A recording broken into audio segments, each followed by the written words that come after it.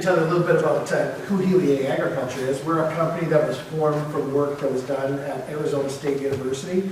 And Arizona State University right now still is a global leader in microalgae and algal technology. They actually are a world leader in doing this. And so the technology was actually developed there, and it was purchased by the Mars family.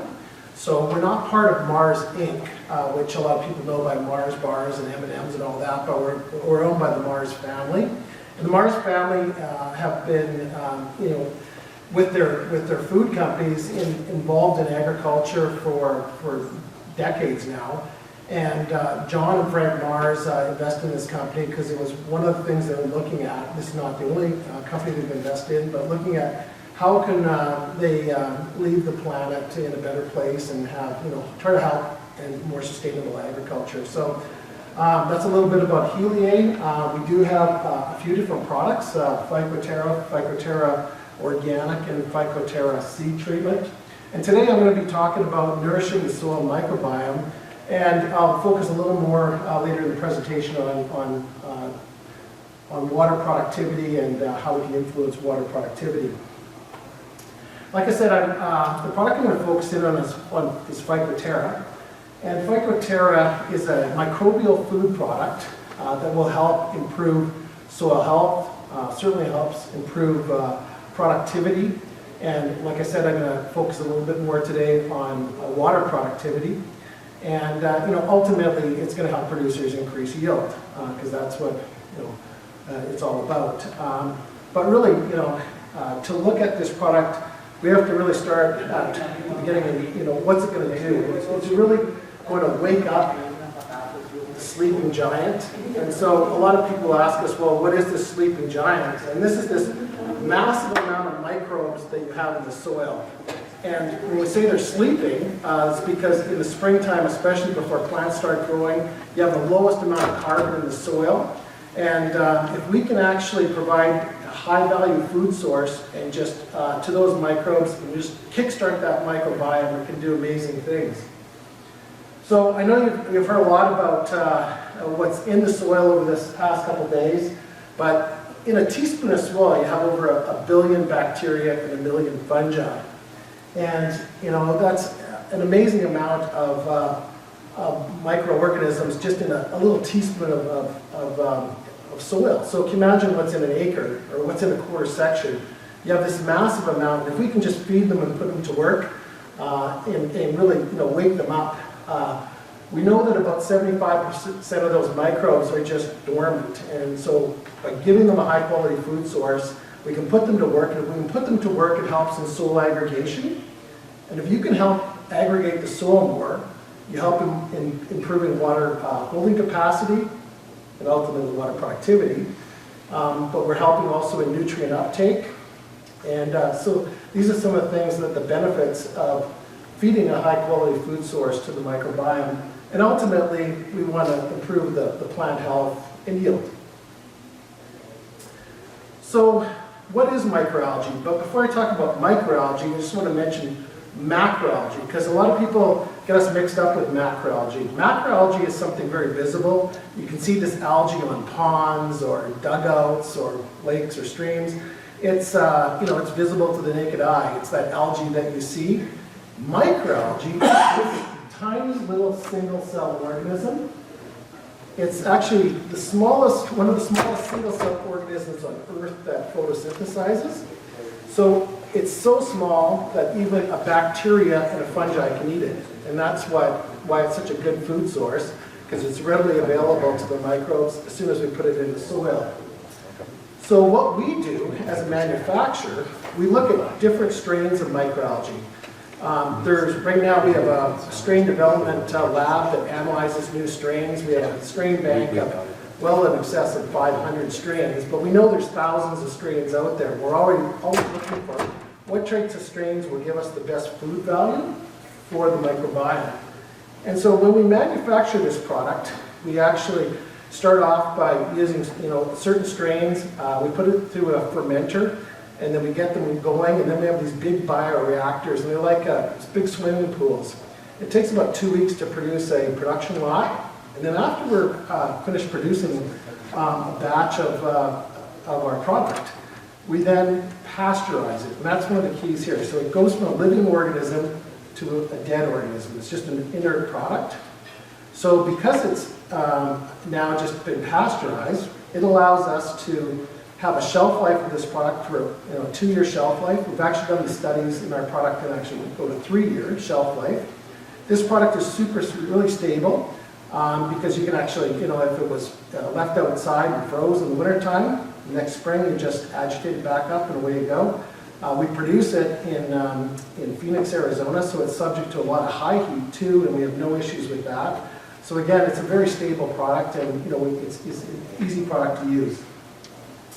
It can go on any crop. So it actually got its start in the horticulture industry, and then and from there we've now moved into broadacre crops. But we have this product used in many countries of the world, not just in horticulture, but in orchards, nut trees, greenhouses, turf, but really broadacre crops is really where we focus our energy. We have different application timing for this product, and I'll talk a little bit about that. And certainly we can see this product, and that was one of the questions when I first came in was, can you use it in different soil types? And I'll talk a little bit about that in just a moment too. So what's in microalgae? Well, it's a real good balance of carbohydrates, lipids or fats, and protein. And it does have macros and micros in it, but we're not a fertilizer. It's just part of the composition of the product. And what we want to do is when we look at this product, we want to be able to feed out a diverse amount of microbes in the soil. Because if we can feed out a diverse amount, that's really going to, all these different microbes have different benefits to the crop. So that's what's in the microalgae. And we know that there's a synergistic effect between microbes and the crop. The two microbes we really focus in on are bacteria and fungi. And so just talking about fungi for a second, if you have different fungi like hyphae and mycorrhizae, they make this string-like substance that they weave through the soil, and they almost create like a netting and help bind soil particles together. And so that's one way they help in soil aggregation. You'll have certain fungi like mycorrhizae that can attach to a root and go deeper into the ground and help that plant be able to take both moisture and nutrients from areas that the roots can't get at. And we do know also too that when you have better soil aggregation, you're going to be able to have that plant take its roots down farther to get both water and nutrients. When bacteria now produce a product called EPS, we just call it a glue. It's EPS is extracellular polysaccharides, but it's a glue-like substance that you see when a colony of bacteria come together. And that glue can now actually help bind soil particles together. So both fungi and both bacteria both help in soil aggregation. They both help in nutrient uptake. And they're really essential to really starting to improve the soil health of that specific soil that you're looking at. So when we talk about how do we make up this soil microbiome, we use these agar plates as examples. And so the one on the left has no phytoterra in it. The one on the right has phytoterra. And the way we use these agar plates is we take soil from any farm. And we actually, I give them out to both my retail and farmer customers to try it out. But you use about a pea amount, like the size of a pea seed amount of soil in each of these two agar plates. We have sterile sticks that you scrape in the soil. And within about 4 days, you can actually start to see things happening. Now this is kind of blown up a bit, but you can't see bacteria, but you can see these EPS balls that they produce, and that's that red circle there. And under, when we look at it more closely, we can also see a real diverse amount of fungi, different sizes, different colors. On the left-hand side, we can see fungi, but they're really not active, and we're not, they're not being fed. When I look at what they actually, when you look at what they actually look like, these are the ones I hand out to my customers. This is exactly what they look like. They're a brown kind of substance, this agar plates. So you can actually see the one on the left without the Phycoterra and the soil that's been scraped in. And this is within 4 days. And so I did this last year, so this was in September of last year, but within 4 days you can actually see that hyphae in the right-hand side.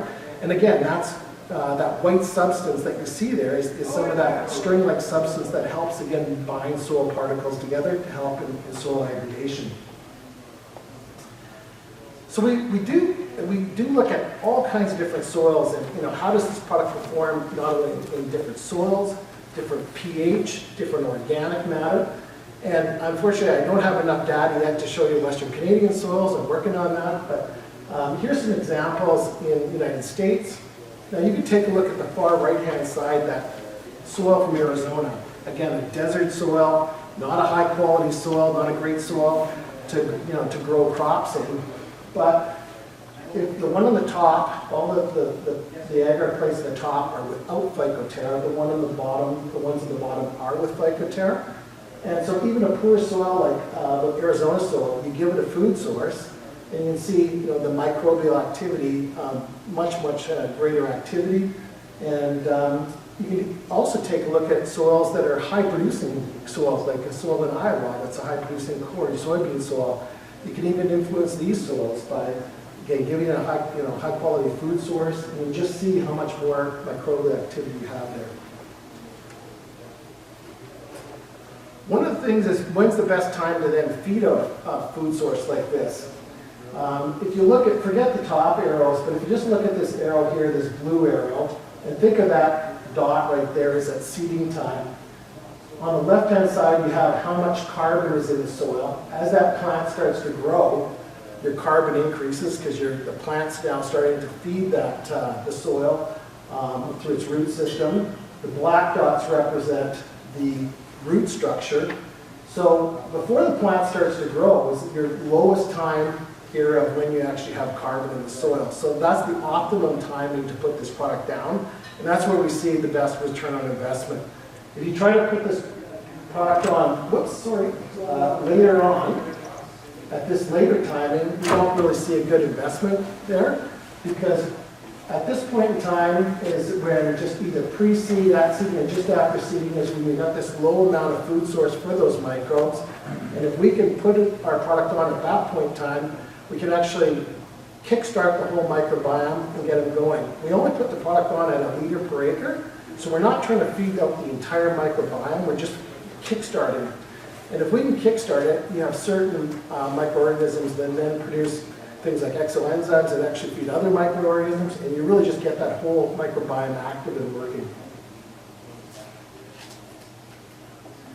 So when we look at the actual timing of when you put it on your crop, you can put it on either pre-seed, and you can do this as soil application. It can go down by itself. It can go down with glyphosate and glyphosate combination products as a burn down. The best application time really is in furrow or side banded if you want to put it down with a liquid fertilizer or a starter, because you're actually getting it right in that root zone or the rhizosphere.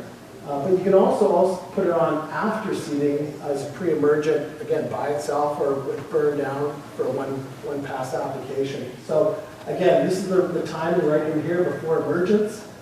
And we have had people try to put it on later, and we just don't see the benefit there. So really, if you're going to use the product, it really has to go on early, either just before seeding, just after, at seeding or just after.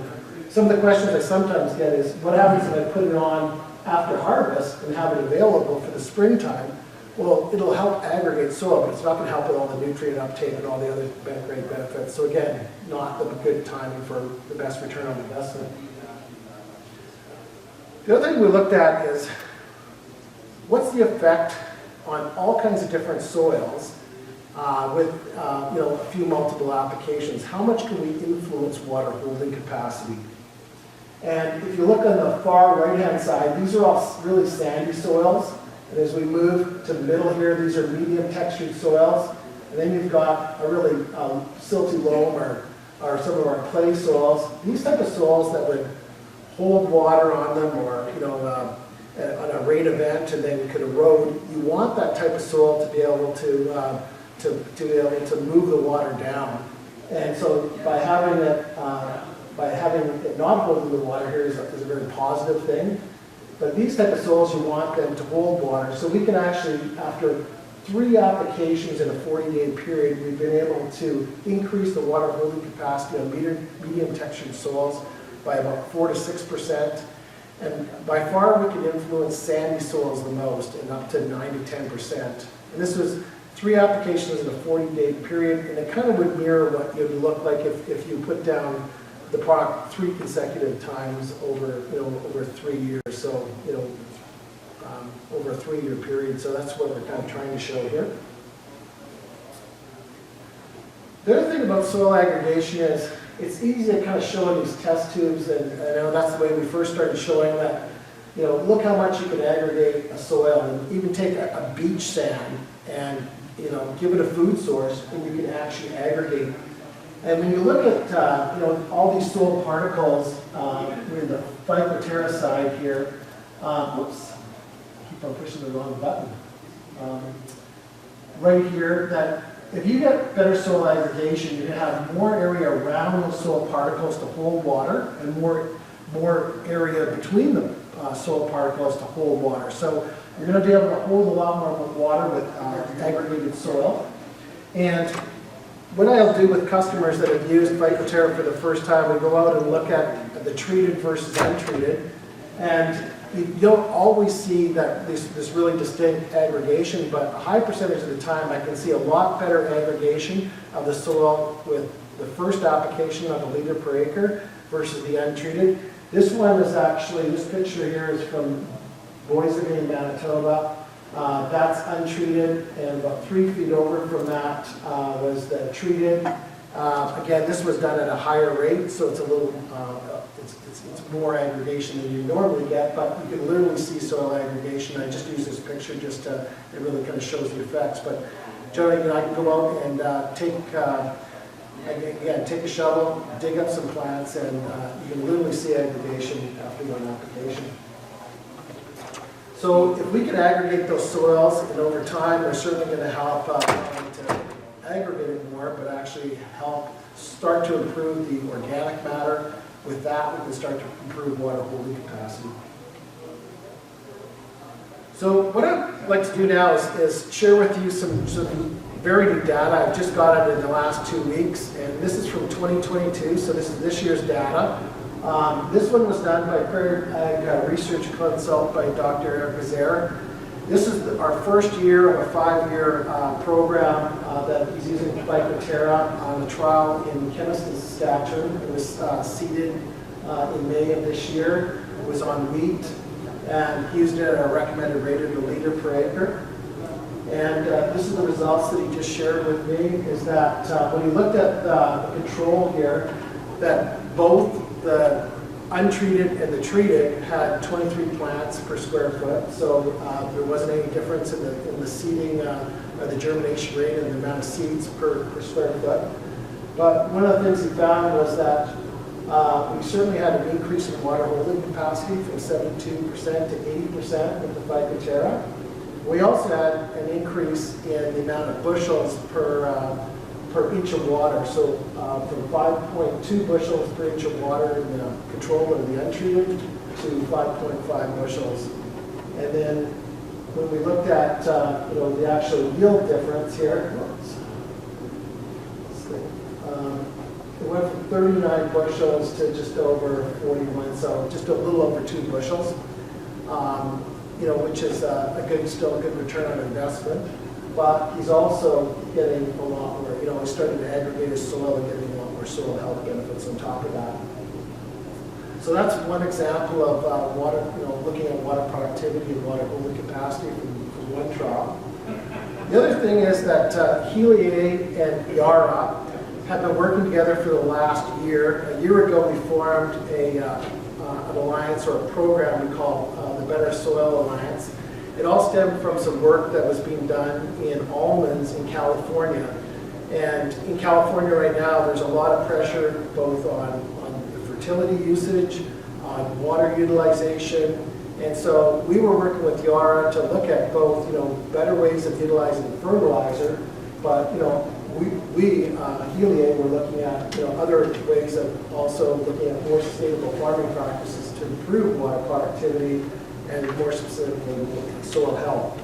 So because of our partnership with Yara, Yara also has used our product Phycoterra on their incubator sites. They have 4 incubator sites in North America. Their Canadian incubator site, so 3 in the US and 1 in Canada. Their Canadian site is at the Ag in Motion site in Langham, Saskatchewan. And at that Ag in Motion site, right beside it, Glacier Media have they have a whole discovery farm. Yara has 80 acres of that discovery farm. So within the 80 acres, they break it into 5 plots. And one of the plots is what they call a grower standard. And the grower standard would just use like urea, MAP, so your pretty typical fertilizer program. Then they've also looked at how does that compare with Ametis and some of the Procoat products. And the Procoat, one specifically that they like to use is the boron, copper, manganese, zinc Procoat product.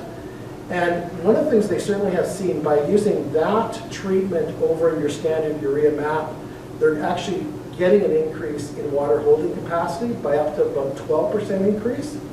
But they're also looking at how do we continue to improve this. So part of the things they're doing on their incubator farm, again, is looking at new ideas, not only in fertility, but also in water holding capacity, soil health, looking at new products. And so when they used Phycoterra, they've been able to share the results with me. But one of the things that they saw immediately this year that they haven't seen in the past couple of years is that, and that was from the measurements from their soil probes.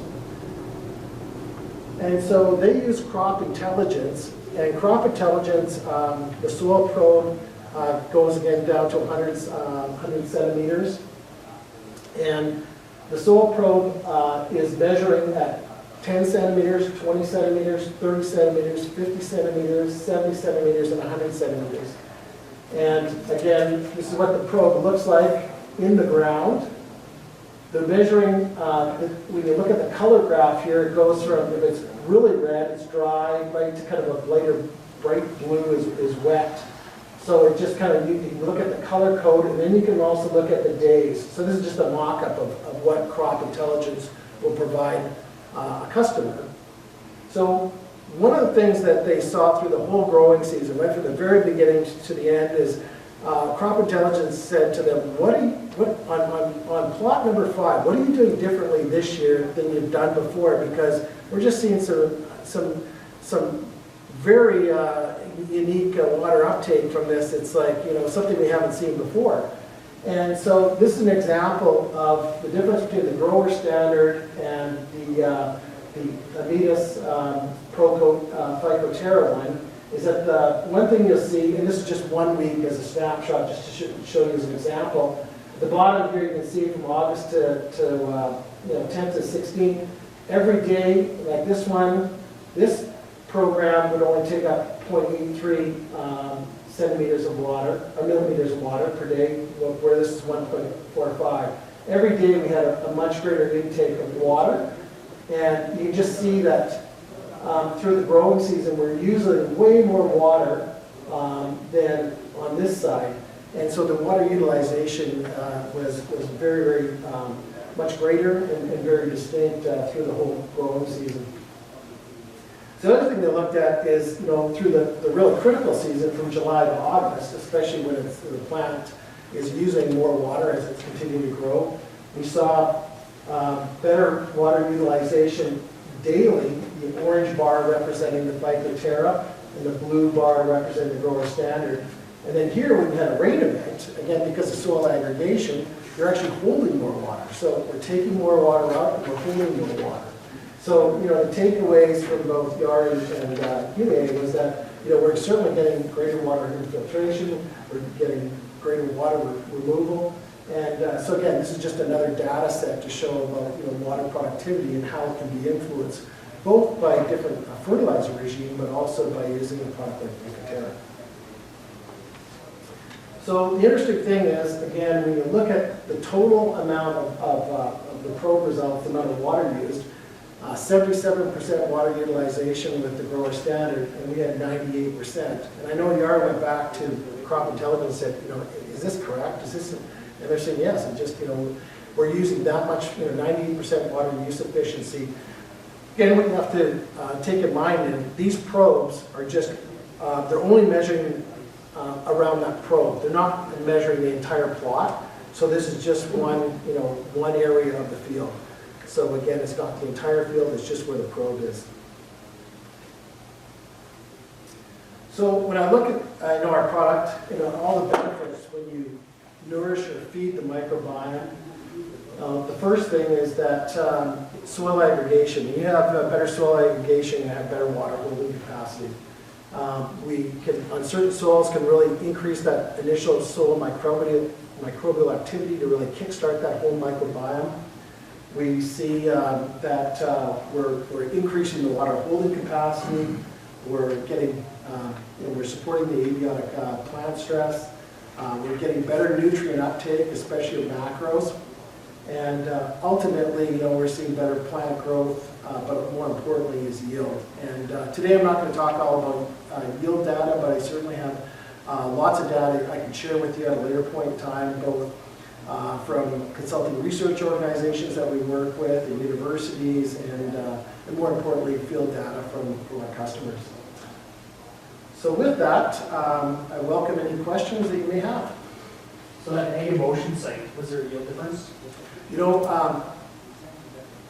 A week before harvest, they had a hailstorm go through, and so they're unable to actually provide yield data. But what they are doing right now is they were able to collect enough seeds. They're taking those seeds and actually having them milled out, and they're looking at milling quality, and then they're looking at the flour, they're actually looking at baking quality. So we're doing as much as we can. It's unfortunate that a hail event went through, but certainly, I don't have the yield data, but the reason I put this one in is because it just isn't, I was talking about water holding capacity, and it's kind of it's new data that we just got, and it's interesting data, and it's using some relatively new technology with that, with the soil moisture probes. How's this product different than like mass fertilizer or other products that are kind of registered as big biostimulants, or they have properties like this? I don't know if they're inert algae, but they talk about seaweed and other things. What's the differential between these products? And I mean, is it mostly just the formulation? No, it's a great question, and I probably should have that slide here to pull up, but so first of all, that there's lots of products out there in different categories. Our product is actually registered under CFIA under the Fertilizer Act, and we're registered as a soil amendment, but we're really not a soil amendment. We're kind of in a category by our own. We do work really well with a lot of these organic organic acid products like humic acid, fulvic acid, biochar, seaweed kelps, enzymes, even inoculants. Especially, a living organism, we become a food source for that too, like an inoculant. The one key difference is, so let's just take, for example, one of the ones we usually get asked the most about is molasses, for example. Molasses is a high carbohydrate product, and it is a food source for some microbes, but a really narrow band of microbes. And so are they going to affect the whole microbiome, just a small amount? It's, again, only certain types of microbes in a very narrow band likes high carbohydrates. It doesn't have a lot of proteins or sugars. And things like kelps and seaweeds are great for stress management. But when we look, and we've actually done all those agar plate, and we just show, it really shows that seaweed is not a very good food source for the microbes. It does other great things. And the other one I was just talking to Harvey, who's in the audience here today, yesterday about was humic acid. I get asked a lot. Humic acid when it breaks down, it will be a food source, but it will take a long time to break down. The granule size of it, when you look at the size of a bacteria or a fungi, how small it is, they can't possibly eat a human granule. So it's got to break down over time. So they are correct. A lot of these ones say they are a microbial food, but they're a pretty poor choice of a microbial food. When they're paired with our product, we actually, a lot of these ones see a 1 + 1 = 3. We see really good synergies. In fact, in a lot of cases, we'll recommend putting down a humic acid with our product to get, even better results in some cases, depending, on how we're applying the product. So you have seed treatment too, is that correct? Yeah, I'm really not talking, our seed treatment is brand new. We actually just had it registered by CFIA after seeding, which usually happens. They give it to you after, you have an opportunity to sell. So our seed treatment, what's unique about that is it's, again, it's a very low amount going down the seed, like it's similar to other ones, 2 ounces per hundredweight or 130 mils per 100 kg of seed. It's the same product, but actually we manufacture a little differently. We manufacture in such a way that it's immediately available to all bacteria and fungi. Our other product, Phycoterra, has about a 2 to 3 week window in the soil. With a seed treatment, we want them to be able to eat it immediately because we want immediate effects both on the microorganisms that are on the seed and that little area right around the seed that we call the spermsphere. So by doing so, we've seen much greater seedling vigor, better germination, way better initial rooting, and initial plant development. And sometimes we see as much yield increase with that small amount of 130 mils per 100 kg as we do with our liter per acre. But the huge difference is one's just going to help you get your seed off to a good start. The other one's going to really help in soil health, longer term benefits. And again, if your soil is your most valuable asset on your farm, that's why there's great value in putting our Phycoterra product down. And we also have a lot of producers now that are looking at using both. Our ones that have used our product for the last couple of years are now looking at using their seed treatment in combination with Phycoterra. Not all, but some. So how are you applying this to the breeder? Like I said, we have different application timings. If it's going on pre-seed or pre-emerge, we go down usually with a sprayer applicator.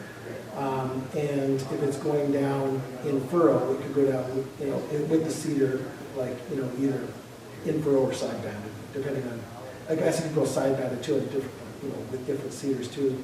But usually, if it's going in furrow side banded, it's with a liquid fertilizer. There's no toxicity to it? No, in fact, we're extremely compatible with your UAN 28s, your 1034s, your ATSs, your Alpine starters, T-Max starters, all those different starters. And because we're just an in-air product, even our seed treatment is really compatible with all your different, whether it's quaders or lumidermal. So with your fungicides, insecticides, for corn, your nematicides, and if it's a soybean or SDS product. There is one thing though with this product, because when we manufacture it, not only do we pasteurize it, but we actually drop the pH down to about 3.5, or just a little below, or right around 3.5, a little bit below. The reason we need to do that is because even if we get a brand new, jugs that we put our product in, or brand new totes, there's bacteria everywhere. And if we put our product into these and there's bacteria, the bacteria will start eating them.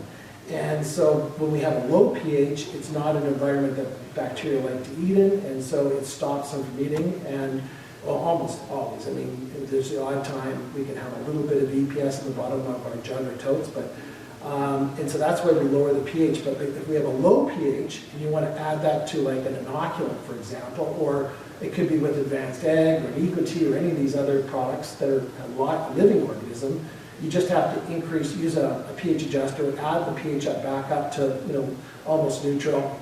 Then you don't shock the bacteria or the bugs, and then away you go. So that's the only thing that we have an extra step in is with a living organism. How long do the benefits last? Is it just a season-long boost to soil health with the late breaker, or is it something that carries on for a period of time? Trying to improve your soil over time is something that's going to take a lot of years. we're putting a very small amount, like I said, a liter per acre is only gonna kickstart the microbiome. So every year, all you're gonna, the reason why you kickstart is, again, improve that aggregation, helping that nutrient uptake. So at this point in time, we have not seen a point in time where we'd say, okay, stop using this. We don't, this is too new a product to say that, hey, after 10 years, that's where it stops. But at this point in time, it's probably a product that, we know some producers will now use every year or as much as they can. We tried it in the field, some fields, just tried it, we did the 40 or 60 acres, mixed with greasing, and took a yield, we had a yield cart there, and they swapped it, they were doing a harvest for kids fundraiser, and they didn't register any yield difference on either side, so I'm just assuming. Yeah, I have talked to Dave Beeson about that, and so one thing I'll let you know about products like this are biologicals. Do they work 100% of the time? No. Our win rate is about 82 to 85%. Yet George, who's with Harvest for Kids, on his farm in Winkler, every crop he had a significant yield on it. So because it's not like there's no biological out there that's going to work every time, right? And so you may get soil health benefits, aggregation, but you may not see that yield bump.